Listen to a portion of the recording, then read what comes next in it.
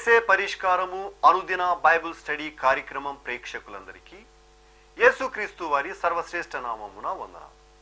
ప్రభువునందు ప్రియ దేవుని బిడ్డలారా, నేటి దినము డాక్టర్ కారుపాటి శాంతిసాగర్ గారి ద్వారా బైబిల్ స్టడీలోని వాక్య ధ్యానమును ద్వితీయోపదేశ కాండము నుండి ధ్యానం చేసుకుందాము. మీరందరూ బైబిల్తోనూ నోట్బుక్తోనూ సిద్ధపడి ఉంటే డాక్టర్ కారుపాటి శాంతిసాగర్ గారు ప్రార్థన చేసి ఈ దినపు వాక్య పరిచర్య చేస్తారు. ప్రభువునందు ప్రియ దేవుని బిడ్డలారా, ఈ రాత్రి కాలపు వాక్య భాగం కొరకు సహకారాన్ని ఇస్తున్న కుటుంబం హైదరాబాద్ వాస్తవ్యులు. వారి వివాహ దిన మహోత్సవం 23వ వార్షికోత్సవం సందర్భంగా శ్రీ ఇందుపల్లి శామ్యూల్ ఆనంద్ కుమార్ గారు IAS, శ్రీమతి ఇందుపల్లి సుజాత గారు, వారి కుటుంబంలో కుమారుడు ఇమానియల్ గారు మరియు కుటుంబ సభ్యులు సహకారం ఇస్తున్నారు. ఈ కుటుంబాన్ని ప్రభువు ఆశీర్వదించినట్లు ప్రార్థన చేద్దాం. ప్రార్థన. మమ్మల్ని మిక్కిలిగా ప్రేమిస్తున్న మా తండ్రి, మీకు వందనాలు. వాక్యము వింటున్న ప్రతి వ్యక్తి రక్షించబడి దీవించబడాలని కోరుతున్నాము. ప్రాముఖ్యంగా ఎపిసోడ్ సహకారాన్ని ఇచ్చిన మీ దాసులు శామ్యూల్ ఆనంద్ కుమార్ గారిని, సుజాత గారిని దీవించి 23 సంవత్సరాలు వివాహ జీవితం దీవించి కృప చూపి సహాయం చేసినందుకు వందనాలు చెల్లిస్తున్నాను. ఇమానుయేల్ మీరు జ్ఞాపకం చేసుకోనండి, ఆశీర్వదించండి. నేటి వాక్య ధ్యానం ద్వారా మాతో మాట్లాడండి. మా రక్షకుడైన యేసయ్య ద్వారా ప్రార్థన చేస్తూ ఉన్నాము తండ్రి, ఆమేన్. ప్రభువునందు ప్రియ దేవుని బిడ్డలారా, దయచేసి మీ పరిశుద్ధ బైబిల్ గ్రంథాన్ని తెరవండి. ద్వితీయ ఉపదేశ కాండము 9వ అధ్యాయము మీ ఎదుట ఉంచుకోనండి. ద్వితీయ ఉపదేశ కాండము 9వ అధ్యాయము 29 వచనములు కలిగిన అధ్యాయం. భక్తుడైన మోషే ఇశ్రాయేలు జనాంగం 2వ తరము వారు కనాను ప్రవేశానికి వెళుతున్న సందర్భంలో మాట్లాడుతున్న మాటలివి. చాలా ప్రాముఖ్యమైన సందేశం ఇందులో కనిపిస్తుంది. ఈ వాక్యాన్ని ధ్యానిస్తున్నప్పుడు దేవుడు యొక్క గుణశీలము యొక్క ఔన్నత్యం అర్థమవుతోంది. అంతేకాదు, దేవుని పిల్లలంగా మన బాధ్యత ఎంత గొప్పదో కూడా నేను గ్రహిస్తున్నాను. మీరు కూడా గ్రహిస్తారని ఆశపడుతున్నాను. ఒక రిలేషన్షిప్, ఒక సంబంధం దేవునికి తన ప్రజలకు మధ్య వేటిని డిమాండ్ చేస్తోంది? రైచియస్నెస్ని ఎట్లా డిమాండ్ చేస్తోంది? ఒబీడియన్స్ను ఎట్లా డిమాండ్ చేస్తోంది? దేవుడు మనలను ఏ స్థాయిలో చూడాలనుకుంటున్నాడు? మనలను ఏ స్థాయిలో ఉంచాలనుకుంటున్నాడు? ఏ స్థాయిలో మనం ఎదగాలని కోరుకుంటున్నాడు? ఇవి మనం అర్థం చేసుకోగలుగుతాం ఈ అధ్యాయంలో. 9వ అధ్యాయం 1వ వచనం చదువుతాను. ఇశ్రాయేలు వినుము. ఇశ్రాయేలు అనేటువంటి పదం హోల్ నేషన్, జాతిని అంతటిని ఉద్దేశించినది. యూదా వినుము అనలేదు, లేవీయులారా వినండి అని అనలేదు. ఇశ్రాయేలు అన్నాడు. ఇశ్రాయేలు అనే నామం ఏమిటి? ఇశ్రాయేలు అనే పేరు ఎవరు పెట్టారు? యాకోబుకు దేవుడు స్వయంగా ఇచ్చిన పేరు ఇశ్రాయేలు. ఇశ్రాయేలు అంటే పోరాడి గెలిచినవాడు. దేవునితో పోరాడి గెలిచాడు. గెలవటం అంటే ఎట్లా? దేవుణ్ణి గెలవటం అంటే ఎట్లా గెలిచాడు? కన్నీటితో బ్రతిమలాడాడు. దేవుడు అతన్ని ఆశీర్వదించాడు. కనుక గెలుచుట అంటే ఆయన హృదయాన్ని గెలుచుకున్నాడు. అంతేగాని ఆయన గెలవటం అంటే యుద్ధం చేసి ఆయన ఓడించాడని కాదు. ఆయన హృదయంలో ఒక స్థానం సంపాదించాడు. అట్టి యాకోబు యొక్క సంతానాన్ని, అన్ని గోత్రాల వారిని ఇశ్రాయేలు అని పిలుస్తున్నాడు. ఇశ్రాయేలు అనే పదం ఒక దేశాన్ని సూచించి పిలుస్తోంది, ఒక జాతిని సూచించి పిలుస్తోంది. ఒక వ్యక్తి నుండి వచ్చిన కుటుంబమైన 13 గోత్రాల ప్రజలను ఉద్దేశించి పిలుస్తున్న మాట. ఇశ్రాయేలు వినుము, లిజన్ టు మీ, వినుము. వినుము అనే పదం చూడండి, ఒక తండ్రి తన కుమారునికి హితబోధ చేస్తున్నప్పుడు వింటున్నావా అని అంటాడు. వినటం అంటే అన్ని శబ్దాలు విన్నట్టు కాదు, గ్రహించున్నట్లు వింటున్నావా, అనుసరించేటట్లుగా ఉండుట నిమిత్తం వింటున్నావా. చూడండి, మనం ఒక రైల్వే స్టేషన్లో ఉన్నామనుకోండి, మన చెవికి చాలా శబ్దాలు వినబడతాయి, హియరింగ్ అంటాం. We are able to hear many sounds. ఎన్నో శబ్దాలు వింటాం. టీ అమ్ముకునేవాడు, సమోసాలు అమ్ముకునేవాడు, పేపర్లు అమ్ముకునేవాడు, రకరకాల శబ్దాలు. వాటి మధ్య అనౌన్స్మెంట్ వింటాం. మైక్లో అనౌన్స్మెంట్ ఇస్తారు, పలానా నెంబర్ ట్రైన్ పలానా ప్లాట్ఫామ్ మీదకు పలానా సమయంలో వస్తుంది అని. ఇన్ని శబ్దాల మధ్య ఈ అనౌన్స్మెంట్ వినటానికి వాటన్నింటినీ పక్కన పెట్టి మన చెవులు రిక్కించి మరీ ఆ శబ్దాన్ని వింటాం. ఎందుకనగా దాన్ని ఫాలో అవటానికి. టీ అని కేక, పేపర్ అని కేక, ఫ్రూట్స్ అని కేకలు, డ్రింక్స్ అని కేకలు వస్తుంటాయి. అవి పట్టించుకోము, ఎందుకంటే అది only hearing, but this is listening. కానీ అనౌన్స్మెంట్ విన్నప్పుడు లిజనింగ్, ఎందుకంటే దాన్ని అనుసరించి మనం నడుచుకోవాలి. ఇప్పుడు అది మనకు సంబంధించిన ట్రైన్ అయితే ఆ ప్లాట్ఫామ్కి నడవాలి, ఆ టైంకి అక్కడ ఉండాలి. కనుక ఇక్కడ లిజనింగ్ అనేది, వినుము అనేటువంటి పదము కేవలం ఏదో హియరింగ్లా విని వదిలేయటం కాదు, విని అనుసరించి నడుచుకున్నట కొరకు తీర్మానించేటట్లుగా వింటాం, గ్రహించటం అన్నమాట. మీరు వినుట మట్టుకు విందురు కానీ గ్రహింపరు. అంటే ఏమిటి? విన్నారు కానీ గ్రహించలేదు ఉద్దేశం. గ్రహించకపోతే వినటం వల్ల ప్రయోజనం శూన్యం. కనుక విన్నవారు గ్రహించాలి. ఎంఐ అనేటువంటి గ్రామానికి యేసు ప్రభు పునరుద్ధానుడైన తర్వాత ఇద్దరు శిష్యులు, అన్నేముడు వాన్స్, పేర్లు ఇవ్వలేదు, వాళ్ళు వెళుతున్నారు. వారు వెళుతుంటే యేసు ప్రభు వారితో జాయిన్ అయ్యారు. రిజరెక్టెడ్ క్రైస్ట్ వారితో జాయిన్ అయ్యారు.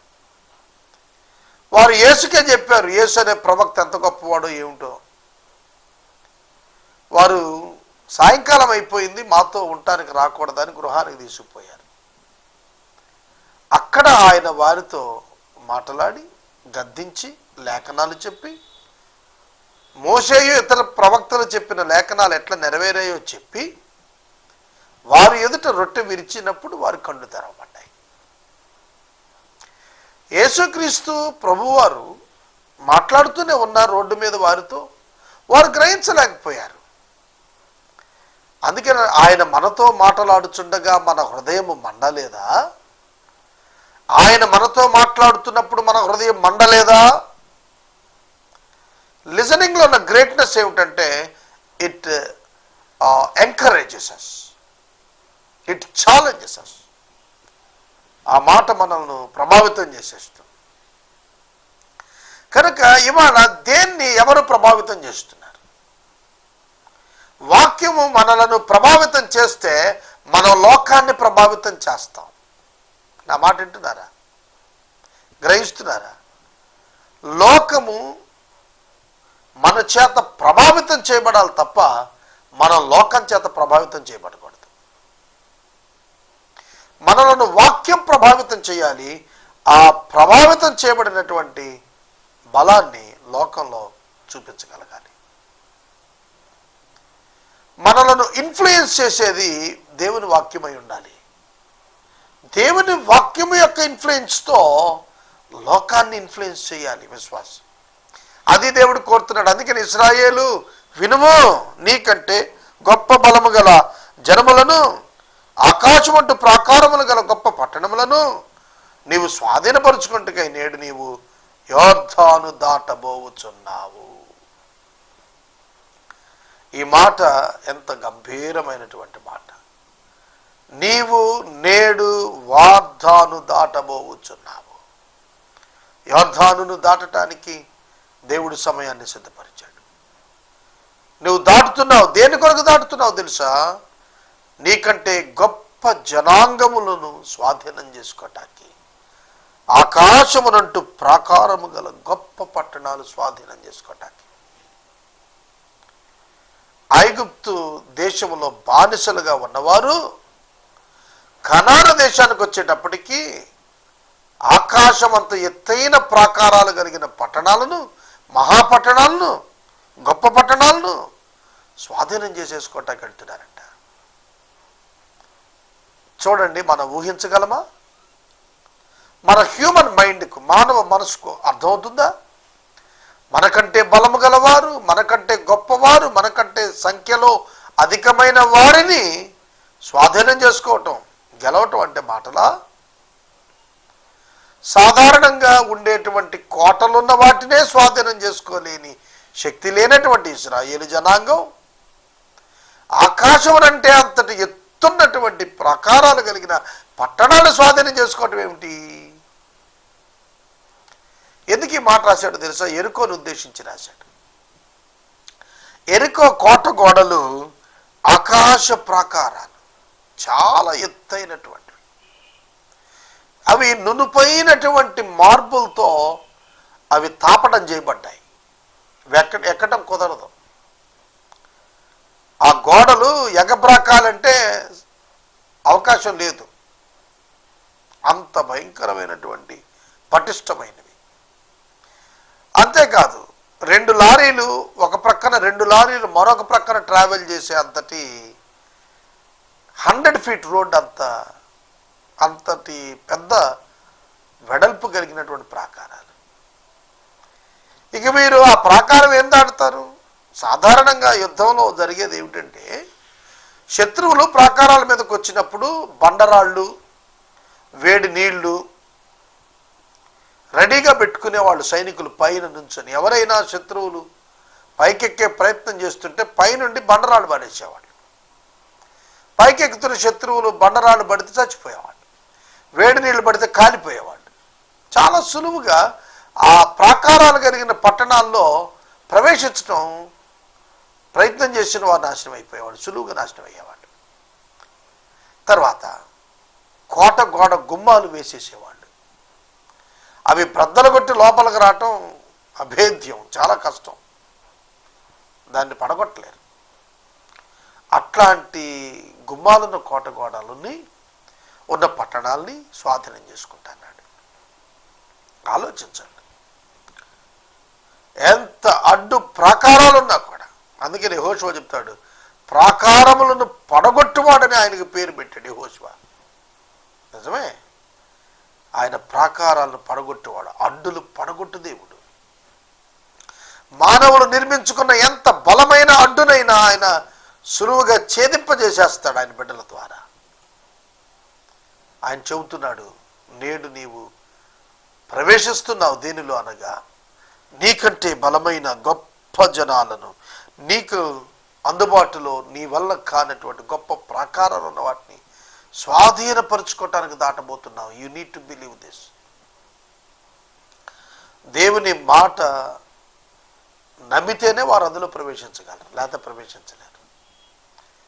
స్వాధీనం చేసుకోవటం అంటే మాటలు కాదు. ఆ ప్రజలు గొప్పవారు, ఉన్నత దేహులు.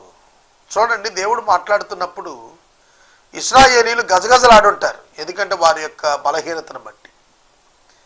మీరు వెళ్ళబోతున్న దేశంలో ఉన్నటువంటి జనులు బహు ఉన్నత దేహులు, బహుబలవంతులు, అనాకీయుల వలె ఉన్నారు. వారు అనాకీయుల ఎదుట ఎవరు నిలవగలరు అను సామెత, అను మాట నీవు విన్నావు కదా. చూడండి, కొన్ని గేమ్స్కి, కొన్ని స్పోర్ట్స్కి కొన్ని కంట్రీస్ పెట్టిన పేరు, వాళ్ళే విన్ అవుతూ ఉంటారు.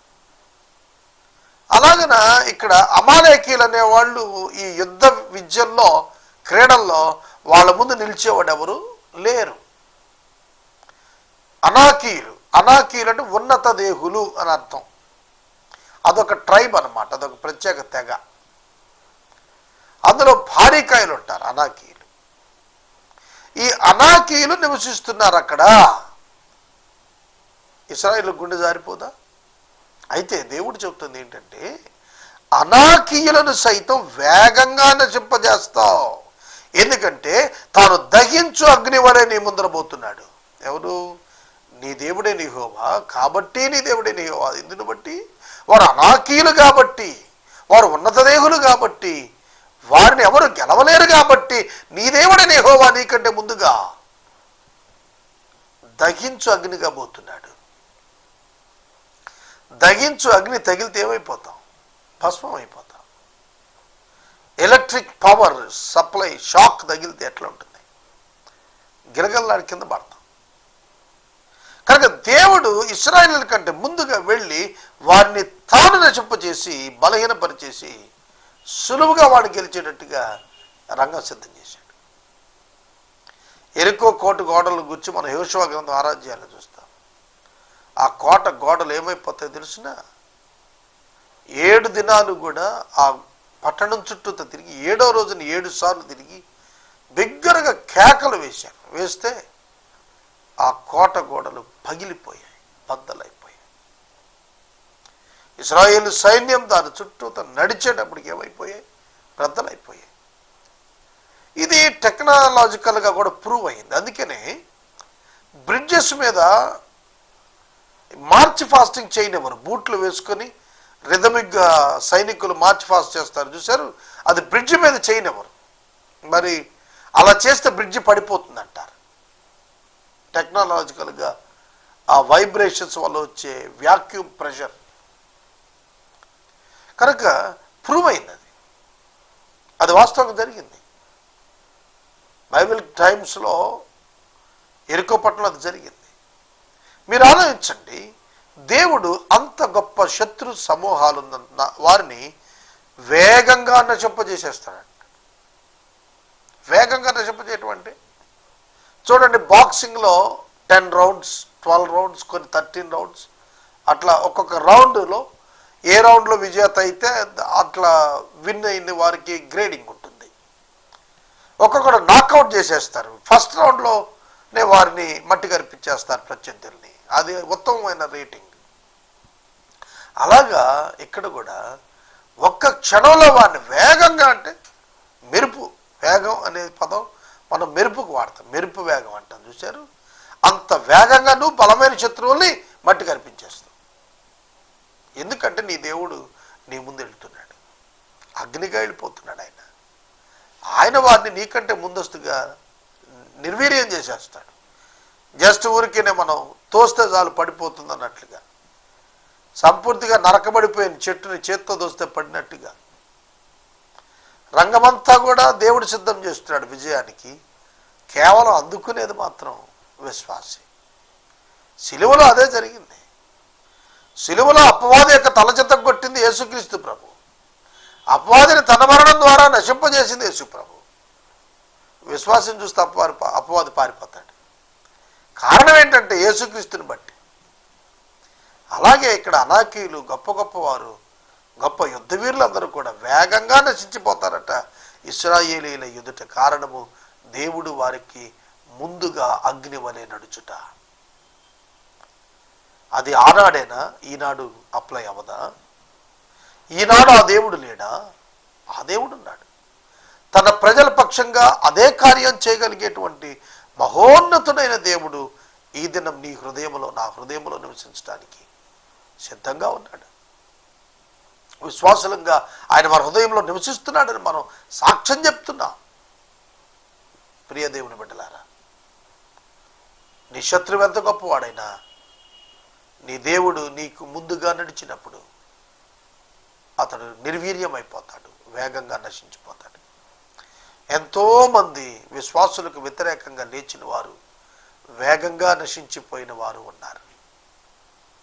నీతికి, న్యాయానికి, యథార్థతకు, పద్ధతికి, విలువలకు భిన్నంగా, వ్యతిరేకంగా ప్రవర్తించేటువంటి వారు, నాశనమైన వారు అనేక మంది ఉన్నారు. తరువాత వచ్చిన నీ దేవుడైన యెహోవా నీ ఎదుట నుండి వారిని తోలివేసిన తర్వాత నేను ఈ దేశాన్ని స్వాధీనపరుచుకున్నట్లుగా యెహోవా నా నీతిని బట్టి నన్ను ప్రవేశపెట్టాడని నీవు అనుకొనవద్దు. చాలా తేటగా రాస్తున్నాడు. నీవు అనుకొనవద్దు. దేన్ని బట్టట? నా నీతిని బట్టి దీనిలో ప్రవేశపెట్టాడని నీవు అనుకోవద్దు. తర్వాత వచ్చిన అంటాడు, నీవు జనముల చెడుతనాన్ని బట్టే దేవుడు వారిని వెళ్ళగొట్టాడు, నీవు వారి దేశమునకు వచ్చి స్వాధీనపరచుకుంటూ నీ నీతి నీ హృదయ యథార్థత హేతువు కాదు. నీకు తిరుగుబాటు స్వభావం ఉంది, నువ్వు తిరుగుబాటు చేస్తావు కనుక నువ్వు అనుకోవద్దు నీ నీతి నీ యథార్థత నీ హృదయంలో గొప్పదనం. చాలాసార్లు ఎక్కువ శాతం ఇలా భ్రమపడేది, ఇలా భావించేది ఎవరో తెలుసా? విశ్వాసులే. ఇలా భావించేవారు విశ్వాసులే. ఎలాగూ నేను నీతిమంతుణ్ణి, నేను ప్రార్థనాపరుణ్ణి, నాకు వాక్యం బాగా తెలుసు, నేను ఎవరినైనా ఓడించేస్తాను, నేను ఎవరినైనా ఢీకొంటాను, నేను ఎవరినైనా మట్టి గర్పిస్తాను వాక్యం చేత. ఇట్లా గర్వముతో కూడినటువంటి మాటలు మాట్లాడొద్దు, ఎందుకంటే అది నీ వల్ల కలిగింది కాదన్నాడు. కొందరికి సామర్థ్యాలు ఉంటాయి, కొందరు ఎక్స్పోజిటరీగా వాక్యం చెప్పగలుగుతారు, కన్విన్స్ చేయగలుగుతారు, ఆర్గ్యుమెంట్ చేయగలుగుతారు, గెలవగలుగుతారు. కదా అని గెలవగలుగుతాం కదా, ఇది నా వల్ల జరిగింది, నేను గొప్పవాడిని అని అనుకుంటే అది అపవాది సంబంధమైనటువంటి వ్యక్తిత్వమే తప్ప మరొకటి కాదు. నేను బైబిల్ని 3వసారి ధ్యానం చేస్తున్నాను కాబట్టి నా అంత గొప్పవాడు లేడని నేనంటే, నా అంత అదముడు లేడనేది నేను రుజువు చేసుకుంటున్నట్టు అనమాట. కనుక మనం దీనత్వంలో ఎదగాలి. నా నీతి కాదు దేవుని నీతి, నా యథార్థత కాదు, నేను నా దగ్గర యథార్థత ఎందుకు ఉంటుంది అనేది నేను ఒప్పుకోగలగాలి. అలా నువ్వు ఒప్పుకోగలగాలి. ప్రభు అదే హెచ్చరిస్తున్నాడు. ఏదో నా నీతి వల్ల నేను ప్రవేశించాను, నా హృదయ యథార్థత వల్ల నేను జయించేశాను, నేను గొప్పవాడిని అయిపోయాను. కాదు కాదు కాదు, ఇదంతా దేవుని కృప వల్ల జరిగిందే తప్ప మరొకటి కాదు. దీనిలో నీ ప్రమేయం లేదు. ఎఫెసీ పత్రిక 2:8 చెబుతాడు, ఇది మనుషుల వల్ల కలిగింది కాదు, ఇది దేవుని కృపావరం అన్నాడు. కనుక కనాను ప్రవేశం ఇశ్రాయేలీలు చేశారు, స్వాధీనం చేసుకున్నారు, స్వాస్థ్యాలు పంచుకున్నారు అంటే ఇశ్రాయేలీలు గొప్ప జనాంగం అనా? కాదండి. ఇశ్రాయేలీల దేవుడు గొప్పవాడైనందున వారి యొక్క అభివృద్ధికి కారణం, వారి సామర్థ్యానికి కారణం, వారి యుద్ధాల్లో విజయాలకు కారణం వారి దేవుడైన యెహోవా. అంతే, వెరీ సింపుల్. వారు కాదు, వారు కానే కాదు. అలా అనుకోవద్దు, అది కారణం కూడా కాదంటున్నాడు. కాబట్టి తెలివి గల వాళ్ళమండి, ఐక్యూ లెవెల్స్ ఎక్కువ, మేము చాలా డెవలప్ అయ్యాం అని నువ్వు అనుకుంటే వాటి వల్ల నీకు ఆధ్యాత్మిక విజయాలు రావు. వెర్రి వారిని ఏర్పరచుకొని గనులను ఆయన వెరివారం చేశాడు, జ్ఞానులను వెరివారం చేశాడు. ఎవరిని ఎన్నిక చేసుకుని? వెర్రాళ్ళ ద్వారా జ్ఞానులను వెరివారం చేశాడు, బలహీనుల ద్వారా బలవంతులను వెరివారం చేశాడు, శక్తివంతులను వెరివారం చేశాడు. కనుక దేవుడు ఎవరో తెలుసుకుందాం, ఆయన క్యారెక్టర్ ఏంటో తెలుసుకుందాం. మన హృదయ యథార్థత బట్టి కాదు, ఈ జనం యొక్క చెడుతనాన్ని బట్టే, ఈ జనం యొక్క చెడుతనం బట్టే వారు నాశనం అయ్యారు. దేవుడు దేన్ని బేస్ చేసుకుని ఇంటరాక్ట్ అయ్యారు? ఆ జనం యొక్క చెడుతనం వారి నాశనానికి కారణమైంది. నేను మనవి చేస్తున్నాను, ఓ విశ్వాసి సహోదరుడా సహోదరి, నీవు చెడుతనములో ఉంటే నీ చెడుతనం కారణంగానే నీవు నశిస్తావు. నువ్వెంత గొప్ప విశ్వాసం అయినా నీ చెడుతనానికి నువ్వు జవాబు చెప్పాలి. దేవుని ఎదుట నువ్వు లెక్కప్ప చెప్పాలి. నీవు చేసిన పాపమును క్షమించిన దేవుడు, నిన్ను పరిశుద్ధునిగా ఉండమని ఆదేశించిన దేవుడు, నిన్ను నీతిమంతునిగా తీర్చిదిద్దిన దేవుడు, నీవు తప్పు చేస్తే విడిచిపెడతాడని భావించద్దు. నిన్ను ప్రశ్నిస్తాడు, నిన్ను జవాబు అడుగుతాడు, నిన్ను శిక్షిస్తాడు అనే విషయాన్ని కూడా మర్చిపోవద్దు. ఎప్పుడైతే ఒక విశ్వాసి విల్ఫుల్గా ఇష్టపూర్వకంగా పాపంలో ఉండటానికి ఇష్టపడతాడో ఖచ్చితమైన పనిష్మెంట్ ఉంటుందండి. గాడ్స్ పనిష్మెంట్, డేంజరస్ వన్, జాగ్రత్త, ప్రమాదం. అది ఆయన బిడ్డలు పాపములో నివసింప వీలు లేదని నేను మనవి చేస్తున్నాను. నీ నీతిని బట్టి నీకు ఇవ్వడు ఈ దేశం అనేది నువ్వు మొదట తెలుసుకోవాలి. ఇది చాలా అద్భుతమైన మాట. 6వ వచనం దగ్గర నేను ఆప్ చేస్తున్నాను. నీ నీతిని బట్టి నీ దేవుడైన యెహోవా ఈ దేశాన్ని నీకు ఇయ్యడు అని. ఇయ్యడు అని, ఇవ్వలేదని కాదు, ఇయ్యడు. God cannot give you the nation by your righteousness. Self righteousness is worst. స్వనీతి భయంకరమైన చెడ్డది. అవినీతి కంటే స్వనీతి చెడ్డది. అవినీతి కంటే స్వనీతి ఉంది చూశారు. సెల్ఫ్ రైచియస్నెస్ చాలా విచారకరమైనది, అసహ్యకరమైనది. ఈ రాత్రి నేను మనం చేస్తున్నాను, నీ నీతిని బట్టి కాదు, నీ నీతిని బట్టి, నీ నీతి దేవుని దృష్టిలో మురికి గొడ్డ. దేవుని బట్టే జరిగింది కానీ రక్షణ కార్యం, దేవుని బట్టే జరిగింది కానీ స్వాస్థ్యాలు పొందుకోవటం ఏ ఒక్క ఇండివిజువల్ యొక్క నీతిని బట్టి కాదు. కనుక ఎవడు గర్వింప వీలు లేదు, స్వాస్థ్యం పొందిన ఎవడు అతిశయింప వీలు లేదు, రక్షణ పొందిన ఎవడూ అతిశయింప వీలు లేదు, అందరము పాపులమే. చాలా ప్రఖ్యాత ప్రపంచ సువార్థికుడిగా పేరుగాంచిన వ్యక్తి అయినా సరే, సేవ్డ్ బై గ్రేస్ ఓన్లీ, కృపచేత రక్షించబడ్డాడే తప్ప తన గొప్పతనం కాదు. కనుక గర్వించవద్దు. నేను ఇక్కడ ముగిస్తున్నాను. మనము పొందిన ప్రతి స్వాస్థ్యము, ప్రతి ఆశీర్వాదము, ప్రతి దీవెన దేవుని కృప వలననే తప్ప మన నీతి, మన యథార్థత, మన సామర్థ్యం కానే కాదు. ఈ రాత్రికాల వాక్య భాగమునకు సహకారం ఇచ్చిన కుటుంబం హైదరాబాద్ వాస్తవ్యులు ఇందుపల్లి శామ్యూల్ ఆనంద్ కుమార్ ఐఏఎస్, శ్రీమతి సుజాత దంపతులు వారి 23వ వివాహ వార్షికోత్సవ సందర్భంగా సహకారం ఇచ్చారు. మరియు వారి కుమారుడు ఇమానియల్ గారికి కృతజ్ఞతలు.